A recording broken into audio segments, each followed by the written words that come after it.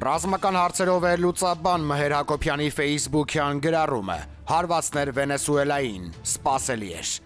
Լիքն են վիդեոները իմաստ չունի կիսվելը։ Ընդհանուր նույն տեսարանն է, ինչ վերջերս շատ ենք տեսել։ Լիակատարոթային գերակայության եւ ռազմավարական նախաձեռնության տիրապետող կողմը անում է մյուս կողմի հետ մոտավորապես այն, ինչ կատուն անում է իր տիրապետության տակ հայտնված մկան հետ։ Բացի այդ, ընդ որում սա ավելի կարևոր է։ ԱՄՆ-ն օդային դեսանտ է իջեցրել եւ ինչպես հենց նոր հպարտորեն հայտարարեց Թրամփը, Մադուրոյի ընկերել են։ Միաժամանակ մեծ է հավանականությունը, որ Վենեսուելայի պաշտպանության եւ ներքին գործերի նախարարները զոհվել են։ Ամենայն հավանականությամբ Վենեսուելան կդառնա հերթական մի Իրաք, ԱՄՆ հսկողության տակ գործող ոչինչ չնշանակող մի նավթաշտարակ, որի միջոցով էժան նավթ են դուրս քաշում։ ԱՄՆ-ն հաջողությամբ իրականացրել է լայնածավալ հարված Վենեսուելայի եւ նրա նախագահ Նիկոլաս Մադուրոյի դեմ, ով իր կնոջ հետ միասին գերի է վերցվել եւ արտաքսվել երկրից։ Գործողությունն անցկացվել է ԱՄՆ իրավապահ մարմինների հետ համատեղ։